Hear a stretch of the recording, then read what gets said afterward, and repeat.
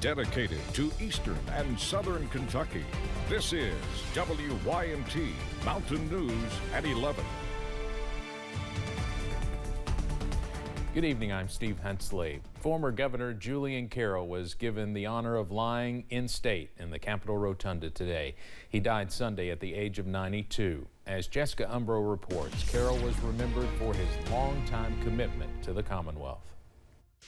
I couldn't tell you a person more committed to the Commonwealth than Governor Carroll. Former Governor Julian Carroll, remembered by his former colleagues for his longtime commitment to the Commonwealth.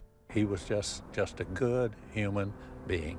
Known as a prolific orator, Governor Carroll served in many roles in Kentucky state government, including in the House as lieutenant governor, and then returning as a senator. Governor Andy Beshear spoke about the former governor's willingness to serve at his memorial service Friday afternoon. His long-term commitment to public service at nearly every level of government and willing to enter a different level just to make a difference, even with everything he had accomplished, shows both commitment and a special humility. With his public service impacting those who worked with him. For a young person, it was a wonderful experience for me because he met with us individually and in groups. It set the stage for my career. And while his role in Kentucky government changed throughout the years, a persistent memory among those who met former Governor Carroll. He did not differentiate in relation to his close people and people that were afar. He loved, the whole Commonwealth. In Frankfort, Jessica Umbro, WKYT. Carroll's funeral service is tomorrow at 11 a.m. at Elevate Church in Frankfort, followed by his burial at Frankfort Cemetery. The Kentucky National Guard will conduct military honors at his gravesite. Also today in Frankfort, lawmakers and advocates discussed a proposal to remove guns from people in certain high-risk or crisis situations. It's called the CAR Act. It's like other red flag laws that allow for the confiscation or temporary removal of firearms if a person is in a crisis mode. Backers of the CAR Act say it protects the Second Amendment while temporarily transferring guns from people determined to be at risk. Lawmakers from both sides of the aisle had differing opinions. And if we can do one thing in this state to prevent one parent from having to go through that, it is worth it. I'm trying to figure out how you're supposed to stop someone from hurting themselves or others in real time. Republican Representative Whitney Westerfield says he plans to file the CAR Act for next year's session. Supporters say they realize there's still a lot of opposition to the bill, but they say 18 other states have similar laws. A jury has awarded $148 million in damages to two former Georgia election workers. They sued Rudy Giuliani for defamation over lies he spread about them in 2020 that upended their lives with racist threats and harassment. The women tearfully testified about becoming the target of a false conspiracy theory pushed by Giuliani and other allies of Donald Trump that made them fear for their lives. Giuliani says he will appeal the ruling, calling the amount awarded, quote, absurd. FEMA approved the reimbursement of $1.8 million to the City of Hazard in disaster recovery funds. City Manager Tony Eversole says they have several projects going on to help with flood recovery. He says while reimbursements like these are helpful, a lot goes into the process of gaining these funds. Because we had to borrow the money, and when you borrow money, everybody knows you got to make payments on it. And when you're talking about borrowing $3, $4, $5 million, the payment on that is huge. Everybody's all about trying to help, but the banks are not going to give you the money or not going to eat the payments until you get your reimbursement. Eversole says they still have many needs throughout the county. However, this is a step in the right direction.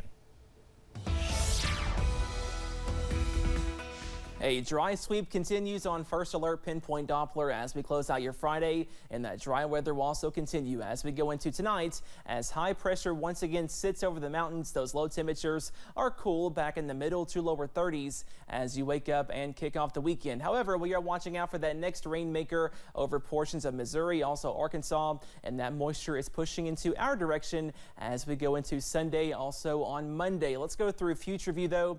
As you wake up tomorrow morning, those temperatures in the middle to lower 30s, and check this out. Once again, a warm day is on the way for the middle of December. High temperatures for the first half of your weekend in the upper 50s and lower 60s. And again, most of us are dry for most of your Saturday, but those rain chances do increase by late tomorrow, also early on Sunday. And check this out, a widespread soaking on the way. The good news, no severe weather, no heavy rainfall, but some beneficial showers on tap for the second half of your weekend. And high temperatures on Sunday are cooler in the upper 40s and lower 50s. The better chance for rain looks to be before lunchtime. Notice after lunchtime on Sunday, most of us getting a little bit of a break as that cooler air continues to filter in on Sunday. That will be the bigger story by Monday and Tuesday. Some very cold weather is on the way. Highs by Monday in the middle to lower 40s, but highs by Tuesday could stay close to freezing all day in the middle to lower 30s. So we are watching out for maybe a little bit of wintry mix or snow flurries in some areas by Monday. It all depends on the amount of moisture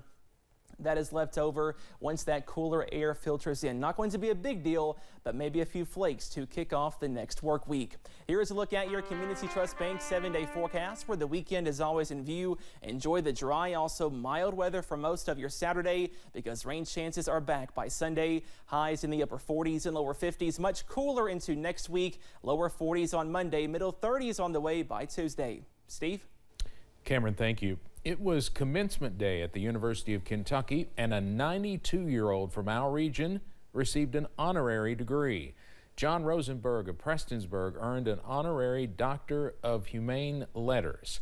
A Holocaust survivor, Rosenberg has served as a longtime civil and human rights activist and founded the Appalachian Research and Defense Fund. He remains active and is credited with improving the lives of thousands of Kentuckians. Staff with primary care centers of Eastern Kentucky bought gifts for students in nearby schools. Primary care staff met with school family resource coordinators today to organize and get the gifts ready for delivery. Chas Gayhart with primary care says it's something they all enjoy. We get to provide different activities, things that the kids benefit from that they wouldn't otherwise be able to, and this is one of them. So we have clinics right now in Knott, Perry, and Leslie County.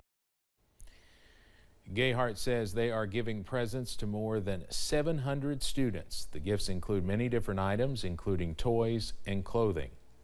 Kentucky State Police Post 9 hosted its Shop with a Trooper program today, bringing around 70 students to the Pikeville Walmart. The program picks 2 kids from area schools every year and lets them shop with a trooper for their own Christmas gifts. Troopers say it's always a blessing to be part of after a year's work of planning and fundraising to make sure the kids have something to look forward to on Christmas Day. It's not just a one-day thing. We do the fundraising all year, community donations that we're taking up all year to make sure that we're able to have this event. And, it costs somewhere between $10,000 to $12,000 to have the event. So without our community partners, without the fundraising and all the donations, it wouldn't be possible. The troopers also had lunch with kids at McDonald's, and food bags were provided by Save-A-Lot and Heiners. It was a special day at Kentucky Children's Hospital in Lexington. UK police and UK cheerleaders helped deliver toys and gifts to children staying at the hospital this holiday season. The UK police chief says they partner with multiple companies to make the toy drive a success. Finally, Chief Forecaster Brandon Robinson is headed home from Florida tomorrow. His wife posted an update on Facebook tonight after his 3rd brain surgery earlier this week. They called the surgery a success and said they were able to get the majority of the tumor out. Now, he does have paralysis in the right wrist and hand, but they expect that to resolve itself eventually. They also told them surgery would no longer be an option in that part of the brain in the future. Please continue to keep Brandon and Stephanie in your prayers. They certainly appreciate the overwhelming support. Thank you for joining us tonight. ARH Sports Overtime is up next. Have a great weekend.